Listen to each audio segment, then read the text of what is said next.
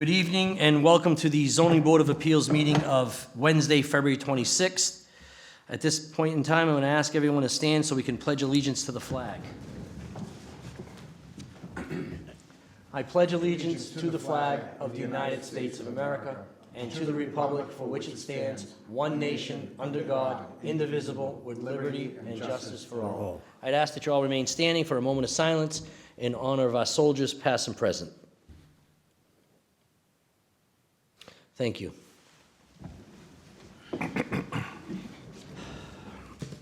I'd like to announce that this meeting is being recorded by Dartmouth Community Media, and also that the next regular scheduled meeting for the Board of Appeals is Wednesday, March 5th, 2025, and will be conducted here at room 304 at 400 Slocum Road.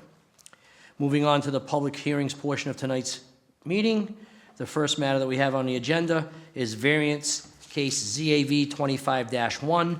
Megan Johnson is the petitioner. The representative is Anchor Sign Incorporated. The owner's PR North Dartmouth LLC.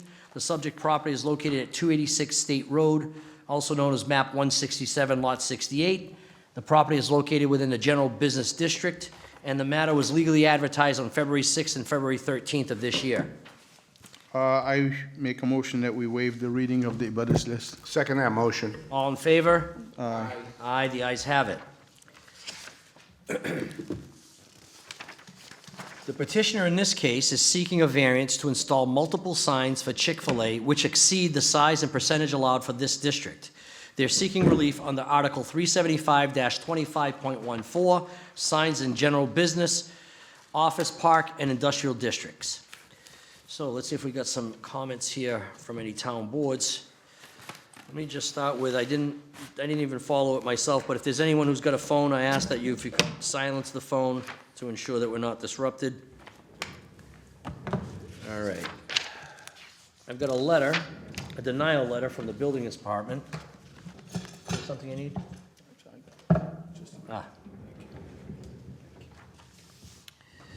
The letter is dated December 24th, 2024. It's addressed to Megan Jackson in Charleston, South Carolina, and it's regarding 200 Dartmouth Mall. I have reviewed your application, and at this time, your proposal cannot be approved due to non-compliance with current zoning regulations. The applicant seeks to install multiple signs for Chick-fil-A which exceed the size and percentage allowed for this district. Variance is required. Your application is being denied under the following sections of the Dartmouth zoning bylaw. Section 375-25.14, signs in general business districts, office park districts, and industrial districts. A, one freestanding sign is allowed for frontage up to 300 feet plus one for each additional full 300 feet of frontage. Total display area of all freestanding signs shall not exceed 1 square foot per side for each 2 linear feet of frontage. Other signs may be attached to a building provided that the total area of signs does not exceed 10% of the gross unglazed wall area and does not extend above or beyond the edge of the wall. The total area of any sign, such sign, or signs attached to a wall and located within the front yard setback of a street line shall have a maximum area of 32 square feet, provided that the freestanding buildings located within a parking lot and visible from the street and drive aisles may have one wall sign no larger than 32 square feet affixed to each building wall, except that the walls of a multi-business building shall allow one sign per business with a maximum area of 32 square feet combined sign area. C, windows signs are allowed, provided that the total area of such signs does not exceed 10% of the gross glazed area of the building. And D, freestanding display signs may not exceed 35 feet in height, and no part of any sign may be less than 5 feet from any property line. The subject property is located in the general business district, and it's from our zoning enforcement officer. All right. We've got a letter from Anchor Signs. They're seeking some sort of a waiver because they're not the petitioner and they don't do business. And here's the other one. Here we are.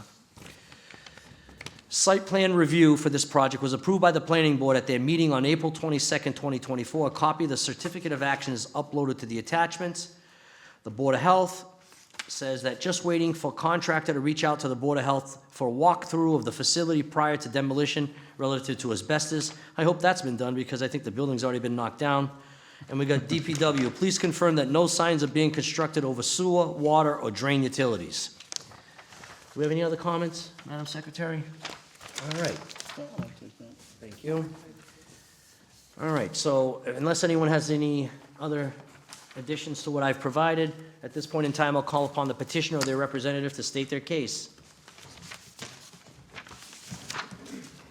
Good evening, how are you all doing? My name's thank you. Collins, I'm with Anchor Sign. I'm here regarding the Chick-fil-A going in at the mall there here in Dartmouth. So I don't know how you want to, if you want to go bullet point by bullet point on the building department, or do you just want me to present, or? Well, I don't want to tell you how to plead your case, but the thing is obviously, we're here just for signage, right? Correct. So Yes, I'm- sir. So we're going to talk about signage, and I was wondering what the actual square footage or what you proposed is in relation to each wall, in relation to what we have for the bylaw of 32 square feet.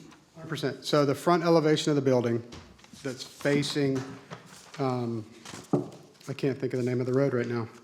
Is it the Republic Highway? Is that right? Grand Army.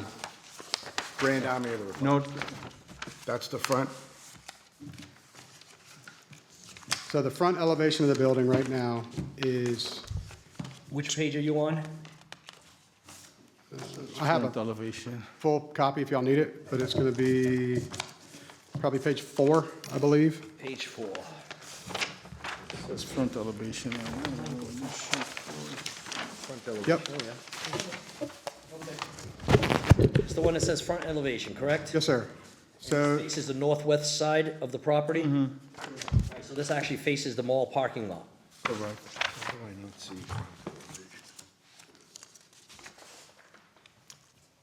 yes.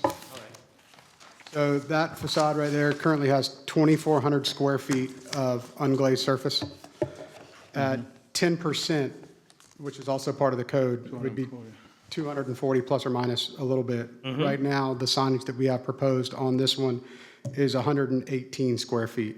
So it's the Chick-fil-A letters, the logo itself, and then there is a welcome, non-illuminated, small sign on the left, bottom left corner, just welcome friends and neighbors, routed letters that are on the facade. And that collectively is under 180 what is it? It's 118.85 So 118, okay.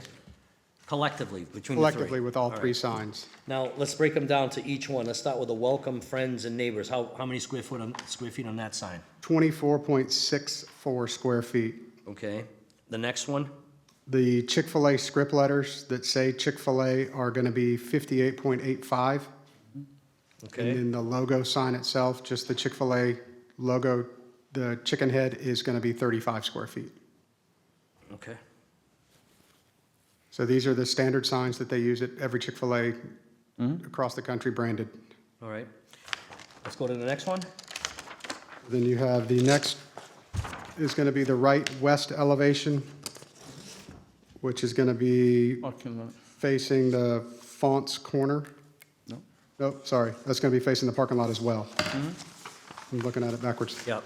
Right now, there's 1,340 square feet of wall area at 10%. We're 134 square feet, and this sign itself, just the Chick-fil-A letters, is 58.85 square feet. Okay. The opposite of that, going against Fonts Road, is the same, 1,340 square feet at 10%, is 134 allowed, and this is 35 square feet. So that sign is 35 square feet? Yes, sir, just that one sign on its own.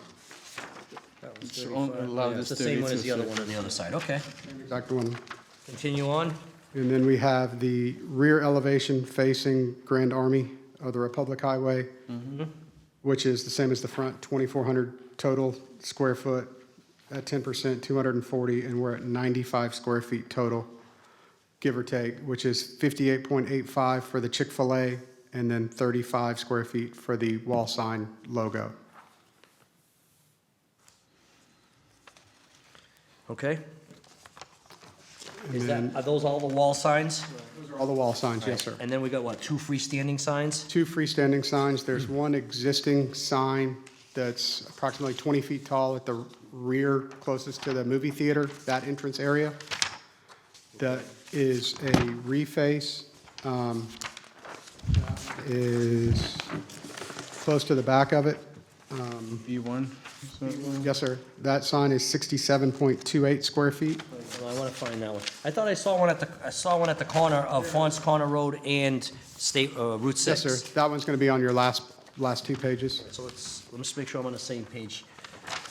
All right, so you're talking about this one, the one that says manual reader board display? No, This is the that's one the that's, monument sign. It's the other one that No, says- this sign, yes, this is the one. That's the one that says Pylon. pylon Pylon, yeah. elevation? yes, sir. So there's an existing pylon sign that's there. Okay. We're just going to remove the rectangular shaped head off of it and put a square chicken logo on it. Okay.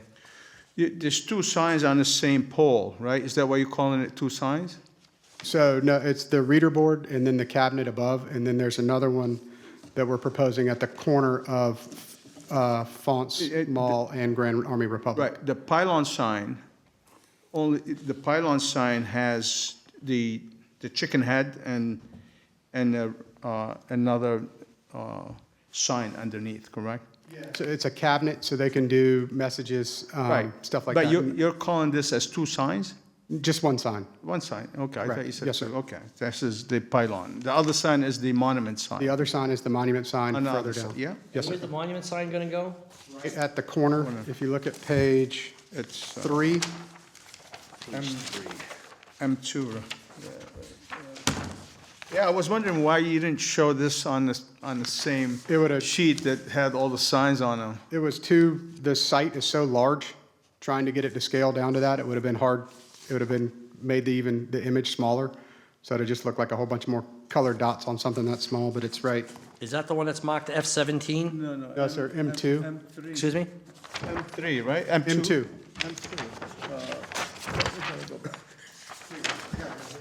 Wait till this page, you said page 3. Double-sided. Minus. Monument. No, I don't. Yeah, it's just enough. What am I missing? Oh, so that one's gonna be at the lower elevation? M2, yeah. Okay, I didn't understand that one. I see it. That's the So- monument one. Yeah, but this is gonna be right at the corner. Yeah, that's fine. Not far from that is actually a pedestal for electrical components and whatnot. Yes.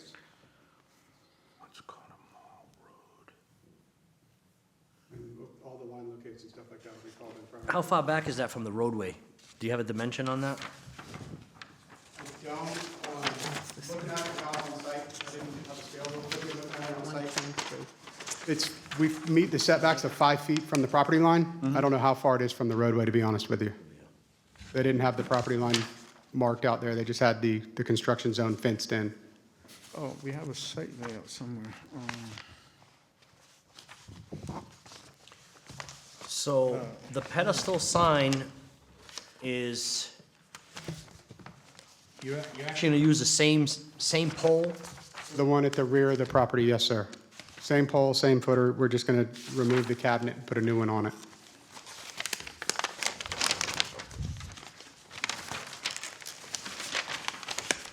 And then, You say the rear of the property. it's where it says for the movie theater. Yeah, you got the Mall Road, that brings you in there, right? Yes, sir. The Mall Road brings you in, so there's an entrance at the Mall Road area, correct? Correct. But there's no sign, no significant sign there. Just the one Chick-fil-A sign that we're proposing to use that existing pole for. Yeah, but that's, you said that was towards the back. B1. So it's the B1 on the page 1. Maybe, so this is the pylon sign. Is that the one that's in the photo, B1? Yes, that's the one that says the chicken head with the. Right here. Yeah, I saw B1 there, but that's the one that's just got the frame there right now? It has the rectangular cabinet. It's going to be on your last few pages.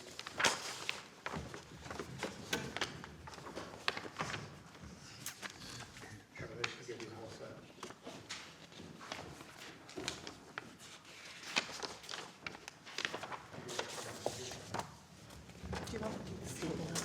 here. You're looking for the detail? I just wanted to see the placement of this. I misunderstood the placement when I looked at it. No, that's the monument sign, I know what that one is. Where's the one? actual pylon right now? I don't see it delineated on that, on that On the plot. first sheet. I see it It's the here, B one. I see this, That's the B one, yeah, I got it there, but this right here, in this I corner. thought this was somewhere Right, else. Right here, that's the existing, Yes. that's the Oh, that's it existing right there, that's sign. B one Right, that's, right. that's there now? and they're gonna Okay. take that. This, and they're down gonna convert it put to those- this. All right, so we got that, that's visible from Fons Corner Road. You've also got the other one that's gonna be visible from both Fons Corner Road and State Road. Mm-hmm. The monument sign. And then you got the ones on the buildings. On the Fonts Corner, we have 440 feet of frontage, and then on the highway side, there's 430 feet of frontage for a total of 870 on that corner. So for 870 divided by 2, you're allowed 435 square feet, right? I think the code was 2. And what is the square footage on those two signs? So small. Square footage on the two of them combined is 100.26 square feet. On each side, Yes, per side. so that's still under. So you don't really need a variance for the, for I those don't, I don't signs. think so, but I But mean, they need it for the walls. All right. Well, have you gone over any of this with the building inspector? We submitted everything. I don't know if Megan went over it with him. She just got the letter and then has been communicating with. Well, we're gonna refer to these plans, so whatever you got here, that's what you're gonna be locked into. Yes, sir. All right. If that's something we agree upon. All right, so, at this point in time, is there anyone that has any questions of the petitioner? No, I don't. I have no questions, Mr. Chair. Attorney Michael Andrews. How about, Doctor? Questions. Sure, you can ask the gentleman. Number one, have you gone to the traffic bureau to make sure that the size of the sign does not affect the drivers? That's number one. Asking a traffic question. And number two is the tenant, does the owner of the land or the mall knows that they are coming for such an application in the front of zoning bylaw? So I don't know, I don't believe we've spoken with anyone in traffic for the state of Massachusetts or even the city regarding setbacks. I know we're out of visibility triangles and stuff like that that are set forth in code for clear visibility issues and setbacks from the property line, and the property line is still set back. I honestly don't know how far, but there's a good distance of the property line from the street that the sign is going to be back. So there's not, I don't foresee a visibility issue. And then the property owner, client, and landlord are all aware of the petition for the variance. These drawings were all approved by everyone prior to our submittal. Are you getting any new curb cuts from any of the main roadways for this? Not that I'm aware of, no, sir. Okay. So the traffic, whatever the traffic is not changing. And you have three drive-throughs for this to accommodate? I think there's 2.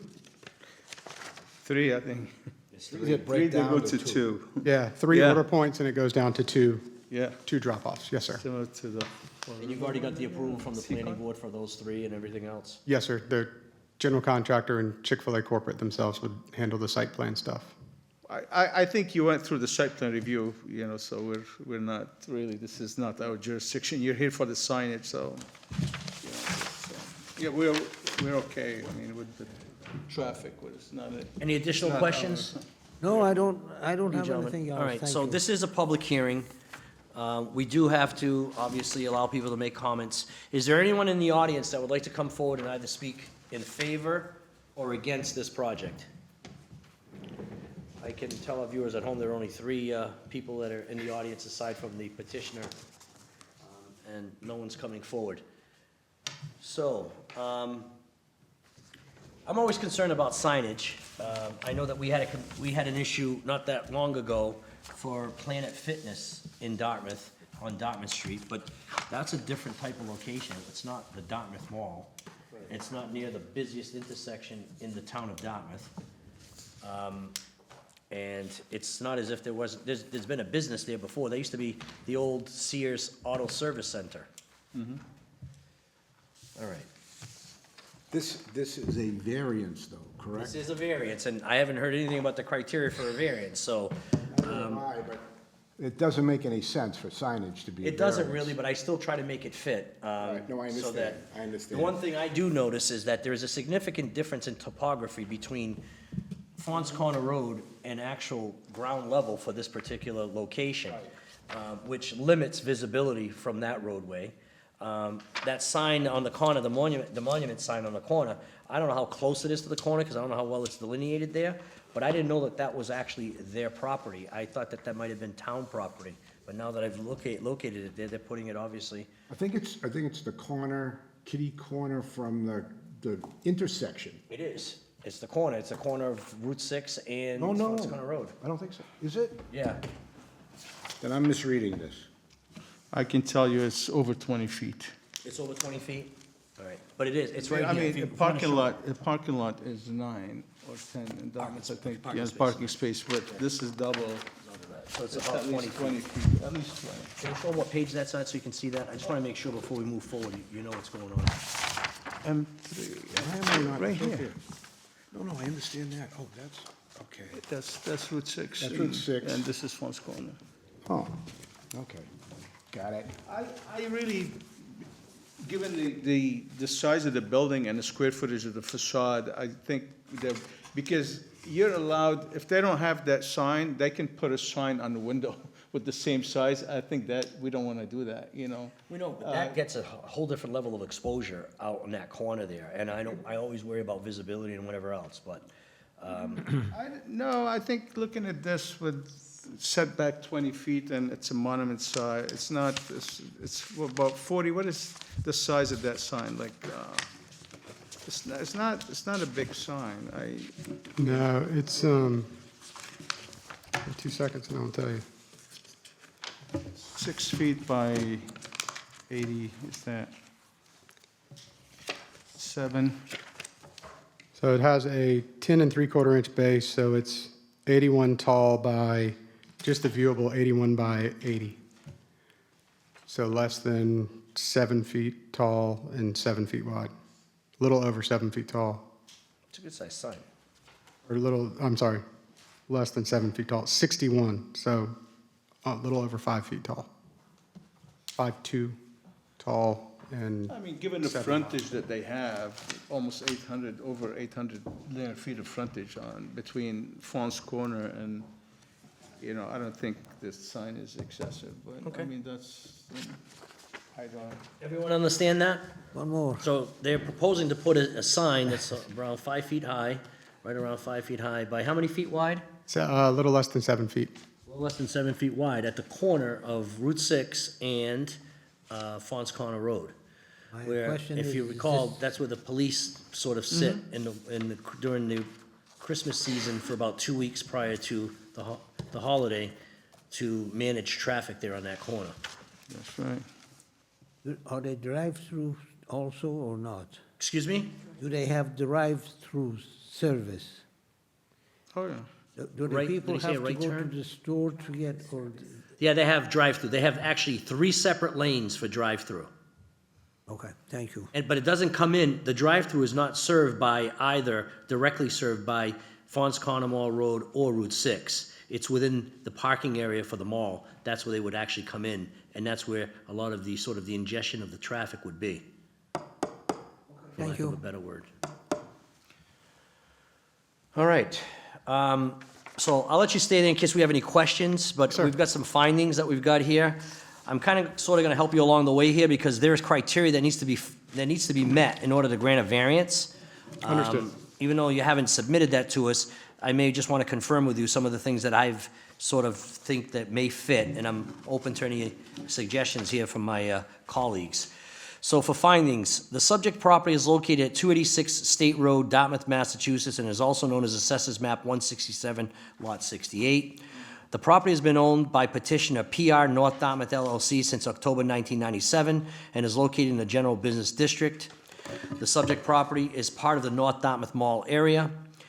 The petitioner is currently raising the existing structure formerly known as the Sears Auto Service Center, which has been closed for several years without an occupant. Petitioner seeks to construct a new building to conduct a fast food business known as Chick-fil-A. Petitioner seeks relief to the Town of Dartmouth bylaw 375-25.14A and Section 375-25.14B, signs in general business districts, office park districts, and industrial districts. Section 375-25.14B permits one wall sign per building wall with a maximum of 32 square feet. Petitioner is seeking a variance to allow for a total of 7 wall signs with a combined area of 306.19 square feet. Does that sound right? Yes, sir. Additionally, petitioner seeks relief from 375-25.14A, which permits one freestanding sign for properties up to 300 feet of frontage and one additional sign for each 300 feet of frontage. The total display area for all freestanding signs is limited to 1 square foot per side for every 2 lineal feet of frontage. Petitioner seeks 2 freestanding signs with a combined area of 100.26 square feet. Does that sound right? That is correct, yes, sir. Because we got to get this right, because if it's not, then you got to come back. The frontage along Route 6 is plus or minus 430 feet, and the frontage along Fons Corner Road is plus or minus 440 feet. Is there anything else you think we need to state? All right, the board finds that the requested Location of the signs will be in compliance with the zoning setbacks, because the 5-foot setback, I think, has to be from the property line. Correct, yes, sir, from the property line. So if you want to add that, Okay, so we can add that? because I know you were concerned about the location of the sign. Exactly.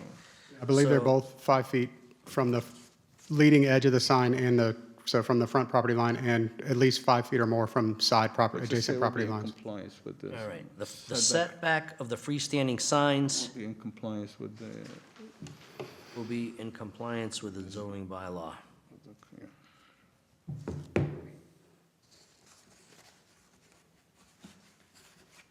Thank you.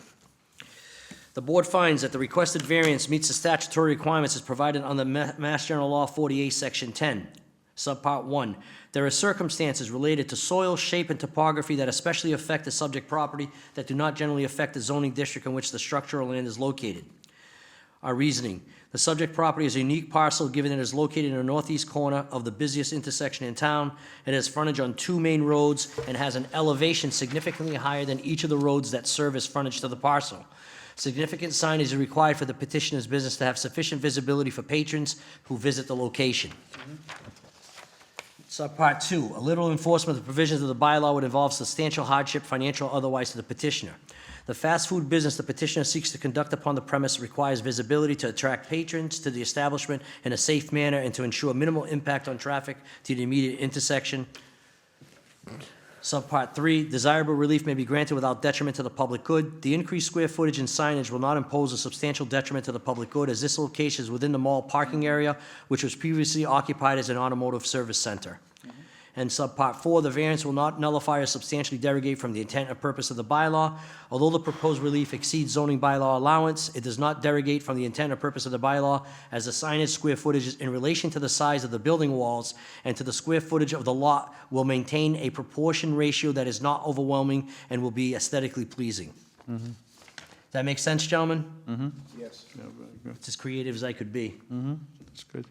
Any suggestions? All right, so there's no one else in the room, so I don't need to invite anyone who wants to speak either in favor or against. So at this point in time, I would entertain a motion to close the public hearing. I make a motion that we close the public hearing for variance ZAV 25-1. I second the motion. All in favor? Aye. Aye, the ayes have it. Any other comments, gentlemen? Any other questions that we may have to sort of discuss amongst ourselves as members? If there isn't, I'll entertain a motion. I make a motion that we approve variance application ZAV 25-1 with the conditions and findings as stated. I second that motion. All in favor? Aye. Aye, the ayes have it. Thank you all. Congrats. When do you guys expect to open the doors? They got the bottom portion of it all dug out from the disturbed soil that was contaminated and all that stuff's been disposed of now. So they're probably looking at, they typically do about a 180-day lead time on full construction once they have the pad done, so late summer, November? probably September. Really? Wow. All right. tried to bring my Chick-fil-A, but I didn't pass it on the way. I do like it. You're not related to the Yeomans in Charleston, South Carolina, are you? I am not. Two of my classmates considered they were twins and they were Yeomans. With an S at the end of their name? No, it was just Yeoman. Oh, okay. Yes, sir. No. I don't have any relatives down there. Not that he knows of. Not that I know of. Well, have a nice night. You as well. Take care. All right, moving on. Moving on to the next matter, the second matter we have on for tonight. This is a continued matter. So our introduction will be brief. It's a variance case ZAV 26-16. The petitioner is Elizabeth Cahill. The owner is William Hughes. The subject property is 2 Featherbed Lane, also known as map 95, lot 6. The petitioner is seeking a variance for setback relief to construct a new garage with 2 bedrooms and bathroom on the second floor that would be located 24.3 feet from the property line where 60 feet is required. And they're seeking relief under Article 8, Section 375-8.4 D2A Development Standards. Although that was the initial relief, there have been modifications to that, so not to be alarmed. I understand. And we also opened, simultaneously, we opened up the special permit because there are similar facts, and we can handle them differently when it comes to the decision, but I'll open that one up as well. It's special permit ZSP 24-20, same petitioner Elizabeth Cahill, owner William Hughes, same property. Here, the petitioner is seeking a special permit to bring water into a proposed accessory structure, garage with 2 bedrooms and bathroom. It's only a garage with a bathroom. It's Article 8, Section 375-8.3B, 1-2, special permit uses. It's also to expand the main house footprint, increasing the nonconformity of the structure by extending into the required front yard setback from 40.6 to 28.1. And they're seeking relief on the Article 6, Section 375-6.2B2, nonconforming structures. So that one, gentlemen, that's 2 parts. It's seeking 2 forms of relief, both on the special permit. So at this point in time, I'll call upon the petitioner's representative. Excuse me, one's a variance, but the 2-part on the special permit. So if we're going to go forward on it, I'll be addressing it within one decision, but 2 parts. Okay. Please state your name. Hi, my name's Elizabeth Cahill, and I am the petitioner in these 2 particular cases.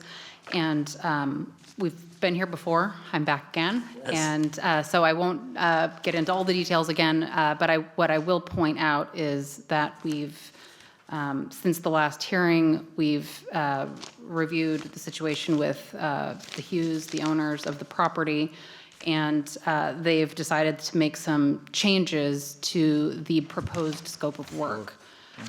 They still need and want the garage, but there are no longer bedrooms located on the second floor.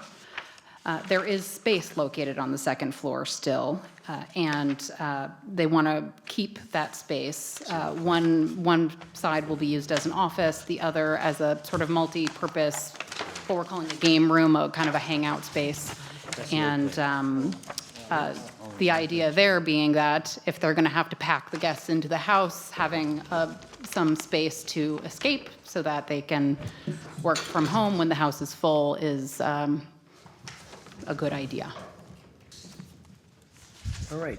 So, obviously, we've seen and noted that there is I've noticed that there's a change to the plan, which was sort of the issue that was holding us up from being able to move forward on this.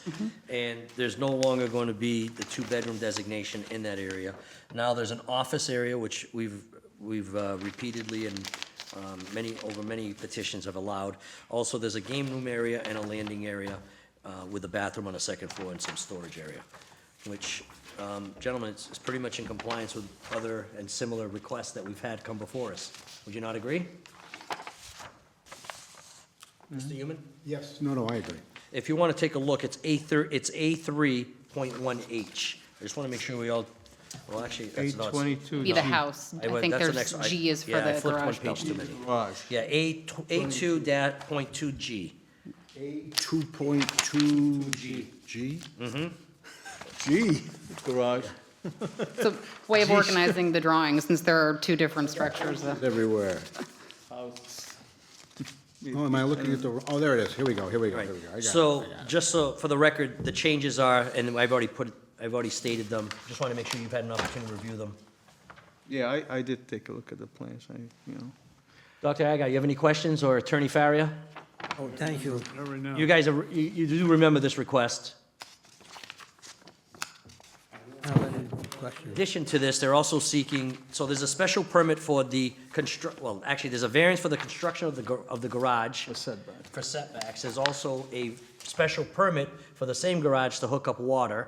And then there's a special permit request for an expansion of a pre-existing non-conforming structure, which is the home.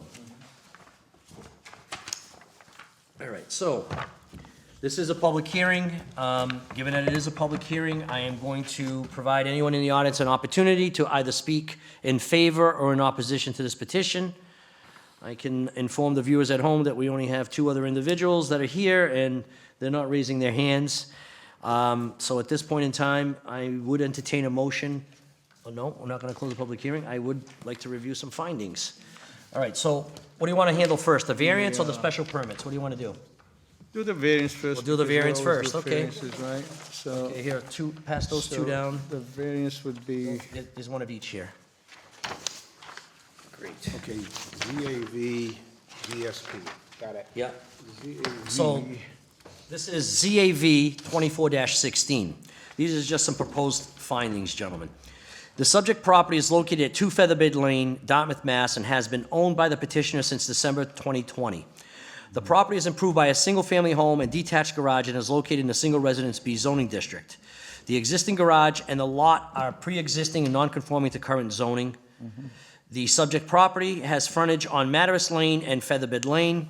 The petitioner is seeking to raise a small single-bay detached garage, which is 23.4 feet from the front yard property line, and replace this garage with a new structure that will be 24.3 feet from the property line, slightly further away than the existing structure. Petitioner seeks relief from Article 8, Section 375-8.4 D2A, minimum setback dimensions. Any building or structure placed on a lot, whether temporary or permanent, shall meet the following minimum setback requirements: a 60-foot minimum setback from street or right-of-way lines. The requested variance meets the statutory requirements for granting a variance pursuant to Mass General Law, Chapter 40A. Subpart I, there are circumstances related to soil, shape, and topography that especially affect the subject property that do not generally affect the zoning district in which the structure or land is located.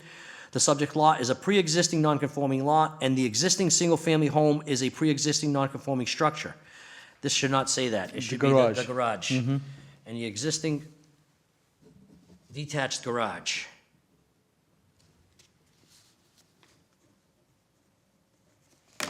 And the existing detached garage is a pre-existing non-conforming structure. In addition, the lot is a corner lot with frontage on 2 public ways.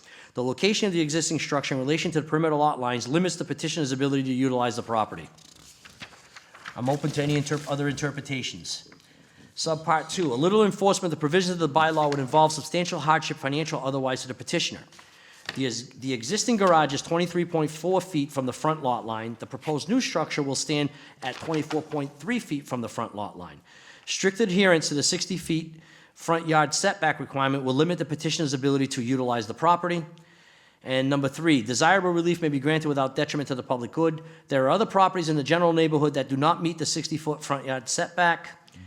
Subpart 4, the variance will not nullify or substantially derogate from the intent or purpose of the bylaw. Granting the proposed variance is in keeping with the general character of the neighborhood and is in keeping with the intent and purpose of the bylaw. And then we always obviously have, and I didn't bring it up, we have our usual conditions that they got to seek all necessary permits and approvals. But this one, and I just want you to reiterate to your client that it's subject to an inspection once a year after notice to the owner to determine the accessory building has not been converted into an additional residential unit. It's a warning that I provide to everyone, just to ensure that they're aware. Understood. All right, so that's number 1. Do we want to act on this one, or do we want to open the other one, or do we want to act on this one first? All right, so I'll entertain a motion at this time to close the public hearing on ZAV 24-16. I make a motion that we close the public hearing on variance case ZAV-24-16. second emotion. All in favor? Aye. Aye, the ayes have it. Any other comments that we want to discuss as a board? I have none, thank you. All right, gentlemen, if there are none, then I'll entertain a motion. I make a motion that we approve variance case ZAV-24-16 with the proposed findings and conditions. Second. All in favor? Aye. Aye, the ayes have it. Now, moving on to the second phase of this, which is ZSP 24-20. I apologize. apologize for anyone at home or people in the audience. They're redundant facts here, but they do overlap and we have to state them. The subject property is located at 2 Featherbed Lane, Dartmouth, Massachusetts, and has been owned by the petitioner since December 2020. The property is improved by a single-family home and is located in the Single Residence B zoning district. The existing home and the lot are pre-existing non-conforming to current zoning.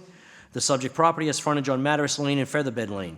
Petitioner is seeking to expand the main house footprint, thereby increasing the nonconformity of the structure by extending into the required front yard setback from 40.6 to 28.1.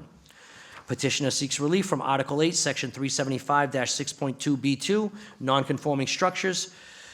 Minimum setback dimensions, any building or structure placed on a lot, whether temporary or permanent, shall meet the following minimum setback requirements, and the requirements of 60-foot minimum setback from street or right-of-way lines. The board finds that the proposed expansion into the front yard setback of 40.6 to 28.1 is not more detrimental to the neighborhood than the existing nonconforming structure. The second phase of this has to do with the water the hookup. Mr. Chair, I think you might want to mention that there's an existing structure, which the garage structure, that is 23.4 feet from the property line. Okay, I mean, it's an existing non-conforming, and the only reason I'm bringing this up, because even though with the addition, with the expansion of the non-conformity, it's they less than still what exists. less than what the existing garage is. So I'll put here a number 6. There currently is a garage. It's called a single bay garage, So it's 23.4? stands- 23.4. which is, I think it was 24.3, No, no, it's 23.4. 3.4. Almost dyslexic. 23 is the new- 23.4 feet. doing. And now the new one will be 24.3, I know. 23.4, yeah. The front lot line. Thank you. All right, and after that, it will read, the board finds a proposed expansion into the front yard setback from 40.6 to 28.1 feet is not more detrimental to the neighborhood than the existing non-conforming structure. Then we go on with additionally, the petitioner is seeking to demolish an existing undersized garage and construct a new 2-story garage with a bathroom on the second floor. The petitioner seeks relief from Section 375-8.3B, accessory buildings or structures within which a kitchen, wet bar, bathroom, or any plumbing is installed. The board finds that after review of the submitted building plans, that the nature of the proposed wiring, plumbing, or other utilities is not proposed in such a manner so that the accessory structure could be used or converted into an additional residential unit. The board also finds that the proposed accessory structure is not more detrimental to the neighborhood and is in keeping with the public good. The petitioner or any subsequent owner will secure all the necessary permits and approvals from the applicable board and agencies prior to the issuance and subject to the inspection. I actually probably should have brought the subject to the inspection on this On this one one, and not on the other that's one. okay, but because it it's a is. variance, you can That's place right, I can any place restrictions. conditions. Yeah, all right. If there's anything else that anyone would like to discuss or like to add, I'm open to all ears. No. All right, if not, then I'll entertain a motion. I make a motion that we approve special permit. Close the I'm sorry, that's right. I'll entertain a motion to close the public hearing. I make a motion that we close the public hearing On GSP 24-20. on ZSP 24-20. Second. All in favor? Aye. Aye, the ayes have it. Did we close the public hearing on the variance? Yeah, we did. And we voted on it. Okay, I make a motion that we approve special permit case ZSP 24-20 with the proposed findings and conditions. Second. All in favor? Aye. Aye, the ayes have it. Congratulations. Thank you very much. Wish you the best of luck. And by the way, I have told you before, but I really do like those plans every time I look at them. Thank you. Beautiful. Beautiful plan. All right, now, gentlemen, moving on. The next matter that we have is one in which I have a conflict. I recused myself at the last hearing, and I will continue to recuse myself for tonight. So we're going to take a brief recess so that we can reconvene with a newly assembled board.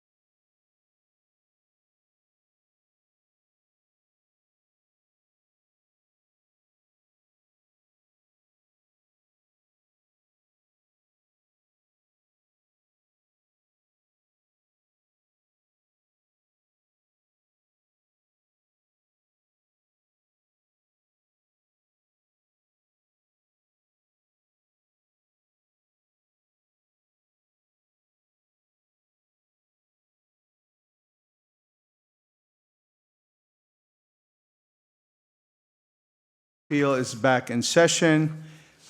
Just for the record, this is our last hearing of tonight, and this matter was continued from the last meeting.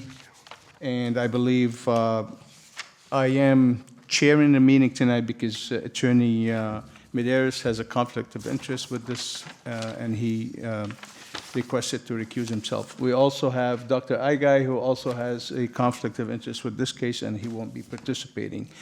The three board members will be myself, Attorney Feria, and Attorney Human, which they were present at the last meeting.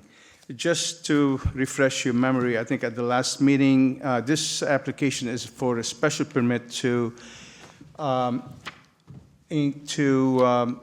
modify an existing non-conforming structure. The property is located at 263 Elm Street, Unit 261. The non-conforming structure is an additional dwelling unit on the property, and it's about 10,050 square feet, and it's non-conforming in size because our zoning bylaws allow a maximum of 800 square feet for any accessory apartment or unit on a lot. The applicant is requesting to enlarge the existing non-conforming structure and to add another, I believe, 600 square feet for a two-story addition with 300 square foot on each floor, and to make it around 1,600 square feet. We did ask for continuous last time because I wanted to kind of visit the area myself, and also I had some other concerns with the size of the property. At this time, also at the last meeting, I believe we asked the applicant to submit floor plans of the existing structure, the 1,000 square foot, and I believe they did submit those existing plans. I believe you have copies in your packet. And at this time, I would ask the applicant if he can come forward and state the case again. This case was advertised, and we already went through the motion of reading all the comments from other departments, so the floor is yours. Thank you, Chairman, and members of the Zoning Board. My name is Christian Silvera, for those of you who may not remember. As for this case, the main point of contention last time that we were facing was that this was being classified as an accessory dwelling unit. I know Chairman Medeiros was sent a letter of interpretation by the building enforcement officer.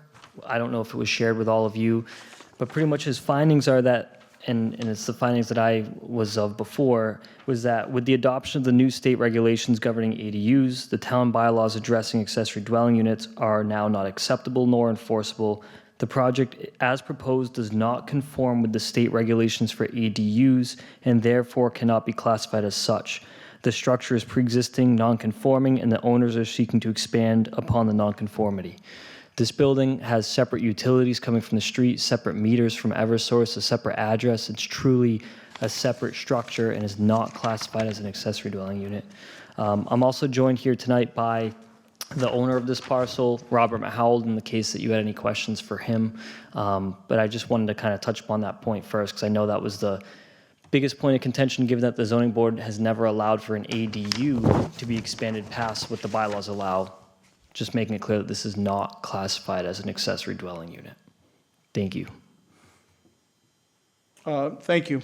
And when you mean it's not classified as an ADU, but what's the classification of this structure? I think it's still an additional or an accessory structure on the lot. That's what I believe.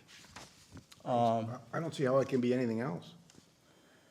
Okay. Classified as an existing non-conforming structure, not as an accessory dwelling unit.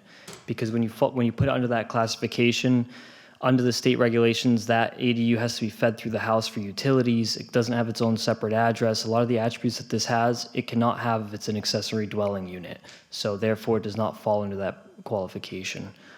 And this letter of interpretation was shared. I don't know if you have a copy. I can hand this to you, though. We have a copy. We do. Yeah. So the idea would be that under Chapter 6, you would have the ability to approve, if you so choose, to extend or alter an existing nonconforming structure. Who owns the building in front? Who owns 263 Elm Street? Both owned by the same person, because it's one parcel, Robert Mahold. Okay, so he owns both. And how do you access 261? Same driveway for 263? If you need to come up to the podium and state your name for the records, please, if you have questions for the owner. Well, he was answering. Okay. My name is Robert Mahold. Thanks for allowing me to be here and speak. Yes, to answer your question, 261, which I guess the former owners called the Carriage House and has been around for 150 or so years, is accessed by the same driveway. It's got its own parking, but it's the same driveway from the street. So at one, you just used the term carriage house. So at one point, that building was a carriage house for the building in front? If you know? I don't know. I don't know what the definition is, and so I couldn't state that. Okay.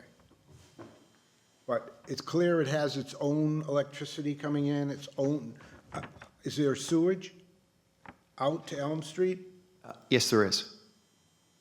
There is. So it's got its own water, electric, and everything that it needs comes in separately, metered separately from the main house. No connection to the main house at all. Did you discuss your proposed addition with any of your abutters? I did. And did they have anything that they said about the proposal? No, I should say that there are 3 abutters. I discussed it with 2 of them. The other guy, I think, is not around in the wintertime. And especially because the proposed addition goes further back into my over half-acre lot and does not really visible from the street. Nobody had any problem with it. So that's all I could say. They probably had an opportunity to say something. No, I understand. I think we did get a letter of support of one of from a, I think it's one of the Across the neighbors. street, right? Aren't they Yeah, across the last street? time, but if there's any, I also, Trip Marine's across the street, correct? Sorry, what is it? Trip Marine Group, Davison Trip? across David's the Strip is across the street. across the Yes, street yes, from your that's correct. property. Yeah, I wasn't aware of that, but that's good. I also wanted to add as well, Robert's driveway isn't a single lane driveway. He actually has 2 curb cuts, so it's not like you could be obstructing access per se to that back lot. He has 2 ways to be able to get into that driveway and utilize it. right. Well, I think there's also, I do have one comment on the submitted plan. You submitted a site plan, correct? Yes. It's an existing condition, site plan by Richard Riom. Do you have a proposed site plan with the addition on it?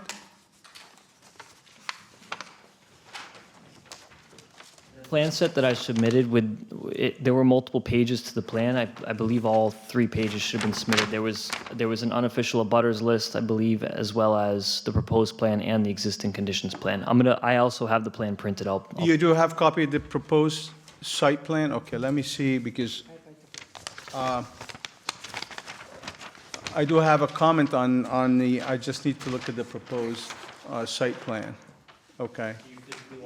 Yes, please. I just want to look at the bottom of the, was that stamped by Mr. Rio? Yes. Okay. I think what we need to do, we need the registered land surveyor stamp on both the existing conditions and the proposed.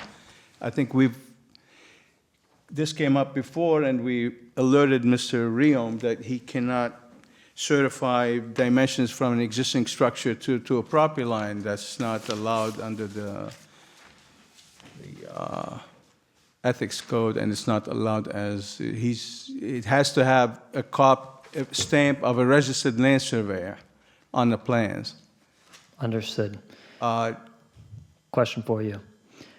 If in the case that you decide to move forward and approve this case tonight, would we be able to, with the stipulation, get this plan? Right, that's Okay. another discussion, but I mean, for now, this is just for the records for the next time too. And I think I wanted to make it known to Mr. Rion because this is our third time that we bring this to his attention. I think this is against the code of ethics and he's not allowed to do that. I mean, somebody could report him to the board and he could get penalized for this, so.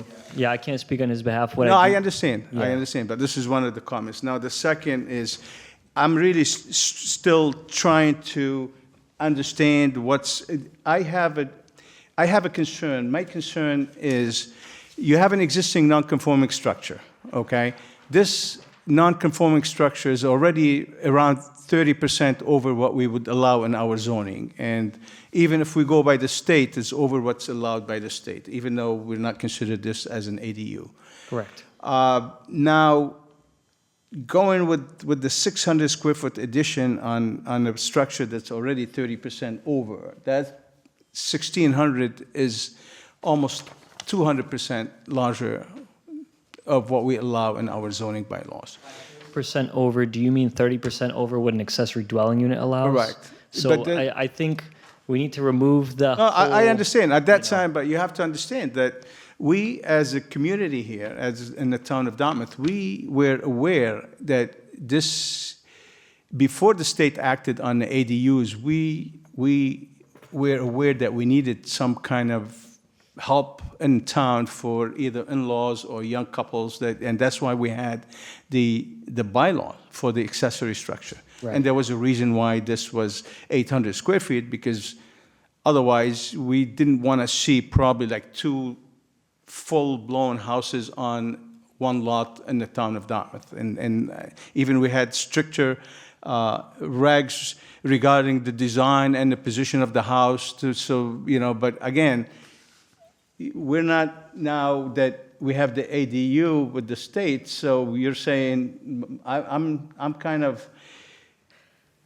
confused that we can't go by our zoning bylaws and we can't go by the state because this is not considered an ADU. So you're saying we have an existing non-conforming structure, but still, with the existing non-conforming structure, you're ending up with a structure that is 1,600 square feet on a half an acre lot that has already an existing structure on it, so. Correct.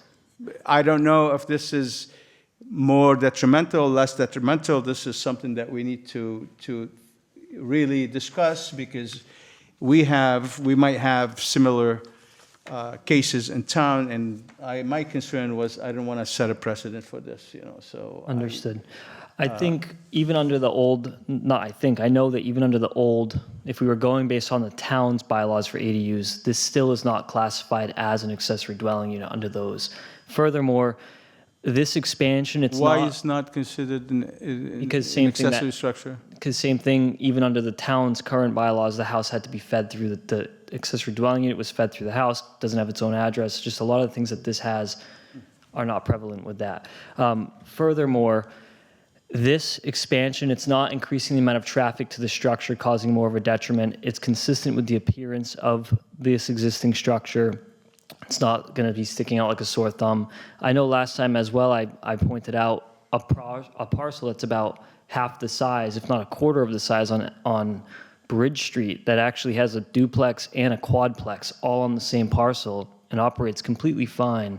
Never mind, Robert is on a half-acre parcel with a ton of yard space and will still remain with a large yard after this expansion. So, I just want to make it clear, it's obviously your interpretation of it causes more of a detriment, but it's a slight expansion for the size of a parcel he has. It's not just more detriment. I think my concern is we have to be very careful because with the ADU that coming up with the state too, so I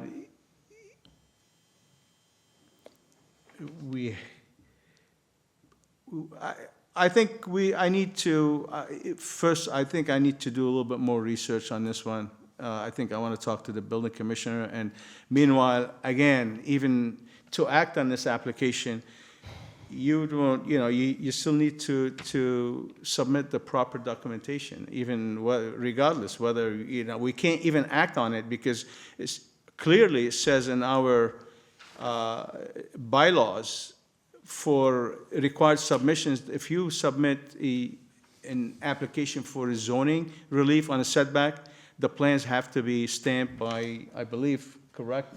The plans, Michelle, they have to be stamped by a registered land surveyor, not a professional engineer. So I know you probably submitted this online and it probably went, through the cracks or whatever, but I think, and I remember clearly in the past, we continued, if you remember, we continued hearings because we didn't act on them because we didn't have the proper Right, plan submitted. exactly. So I think in either case, we'll have to continue this for, at least to get the proper plans, and then we'll probably give me a little time, or myself, I don't know, but the board members, I mean, this is something I'm struggling with. I'm not, I'm not opposed to, there's nothing personal about anyone here, or No, it's I not the understand. size, but still, I mean, we're here to enforce the zoning bylaws, and we have to be careful. I mean, I understand. if we approve something like this, and then, we have to be fair for everyone. Somebody comes in with the same case, and we can't deny them, or we can't, so we have to look at this I on. understand. So- It's unfortunate that this conversation, these steps hadn't happened after the first meeting that we had, and obviously we had a delay that came as a result. I know the biggest concern last time was that you wanted additional time to be able to go and look at the parcel in the area. So not only did you have that ability, we also had this finding from the commissioner with the hope that now it's alleviating you from setting precedent because this isn't being classified as an ADU. So you're not setting precedent with ADUs. So I'm not sure if I read that correctly. I'm not sure I read what he said, that I myself, I don't know if I agree with that assessment either.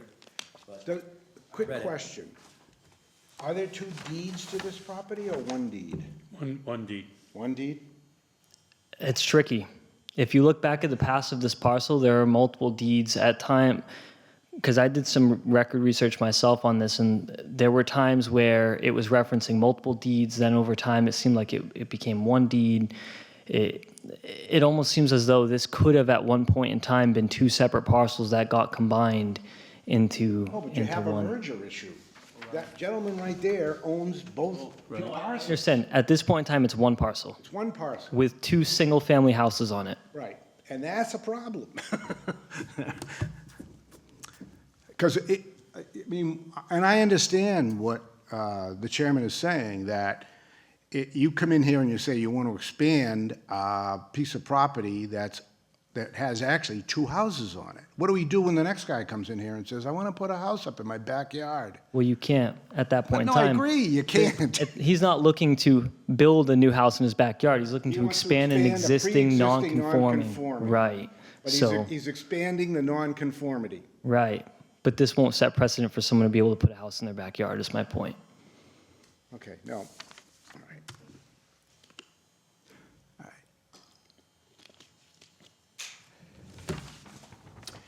I think at this time, we have to continue the hearing anyways. Unless, I'm still,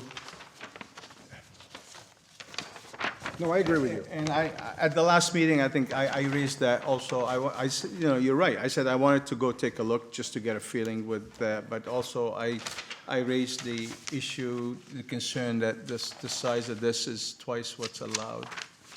And I believe at that time, because it was prior to February 2nd or February 3rd, before the ADU, the state ADU came into play, I think at that time, our zoning bylaws were still, and this is something I need to discuss with the building commissioner too, because it's kind of confusing. You can't go by our bylaws, you can't go by the state bylaws, what do we go by? And again, this isn't existing. It's not a new ADU, so we can't apply the rules of the ADU, which is fine. But maybe if I talk, because of the separate utilities, maybe there's something might give us some kind of ammunition or some kind of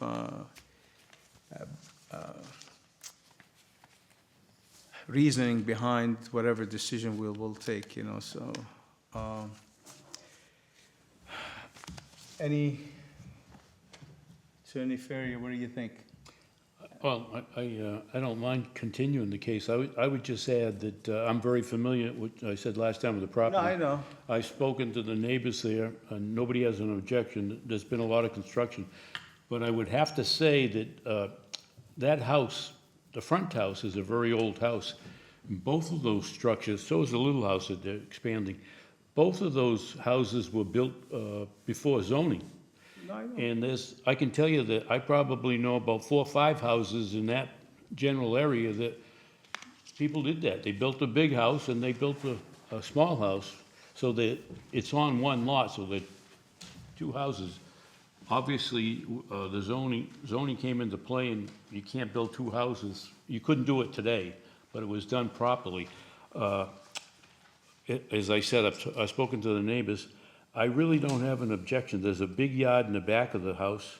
I did have one question, though. On the plan that I saw from Mr. Rayom, it indicated there's a deck on the old house. I don't remember it being a deck there. I don't know if that's an error. Is there a deck on the back of the house?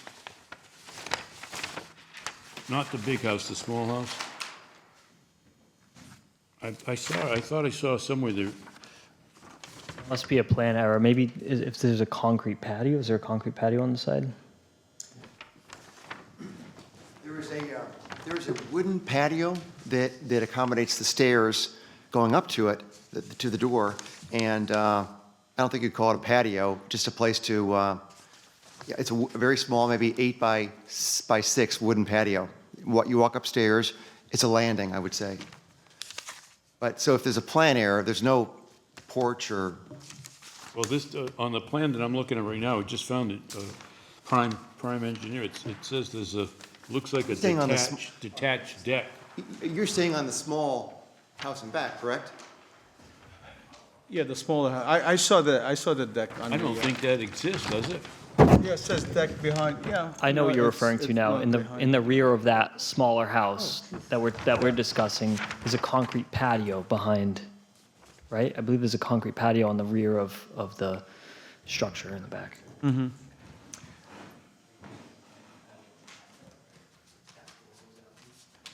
Oh, pardon me, there is a flagstone deck outside, totally exterior, not covered. All right, I thought, I was thinking that from this plan, there was some type of wooden deck, No. so it's a concrete patio on the ground, but I don't have any problems continuing the case and get some additional information, as the chairman said, and make the decision. I just would go on record saying, I've spoken to the neighbors. I know it's a 600-foot addition, but again, one question I had, is it just adding 1 bedroom? It's not even adding a bedroom. It's expanding. It's creating a larger bedroom and then eliminating a bedroom, so it's staying at 2 bedrooms. Right, so you're not adding an additional bedroom space there? Or Nope, and just- just 1 bathroom? Yep, adding a bathroom to the first floor since there isn't one existing down there, and being able to have a little bit larger of a kitchen.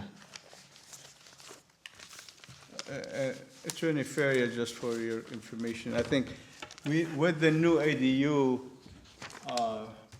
bylaw by the state, you can, if this wasn't there, you can put one there now. You realize that, It yeah. has to be, you can't go more than 900 square feet. Right. That's all. So even with the ADU, they can go with, if it's an ADU, they can put a 900 square foot.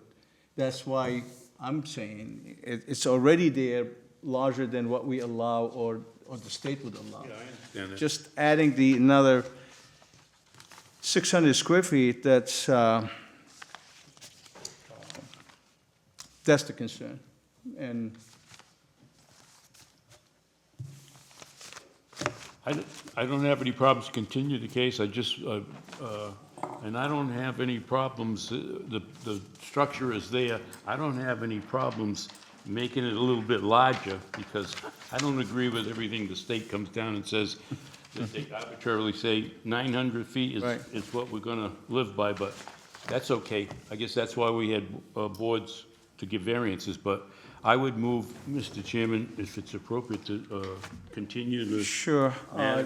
but let me check, Michelle, and then March 5th is the next one. Do you have? Is Next this- Wednesday. Yeah, that's true. How many places do we have on for next Wednesday? Just one? This one. I don't know if he has enough time do you have enough time to get, The plan's revised? Let's try to make it happen, and I'll let Michelle know by tomorrow if we can't. okay. Could we do that? Well, yeah, we can Perfect. continue to March 5th, and then if you need to ask for continuance, you just request that in writing.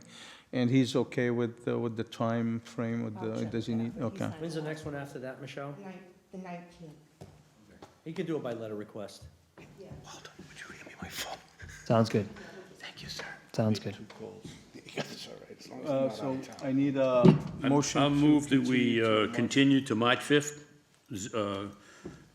Application for special permit ZSP 24-22. Correct. Second that motion. All in favor? Aye. Aye. Okay, thank you. You want to handle the approval of the minutes and all that stuff?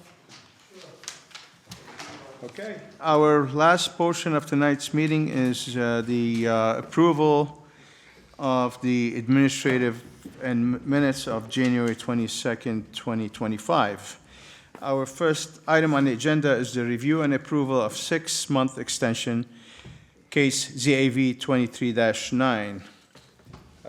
I believe that was for the solar. You want to do the administrative one here? Oh, yeah, I'm sorry. Yeah, the first item is the review and approval of administrative minutes of January 22, 2025. Any, the board members have any comments or I have none. revisions? None? I have none. No comments, Mr. Chair. No comment, thank you. Have a motion? I make a motion that we approve the administrative minutes of January 22nd, 2025 as written.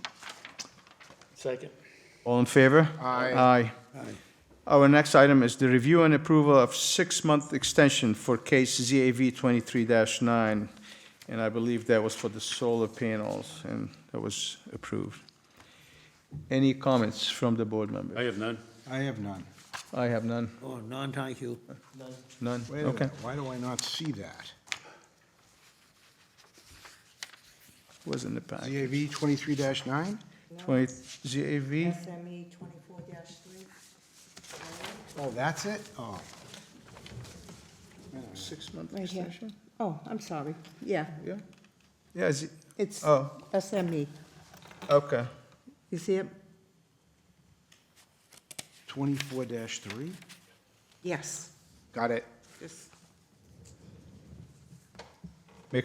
Do we have a motion? I make a motion that we approve the minutes on the 6-month extension regarding ZAV-23-9, hearing case SME-24-3.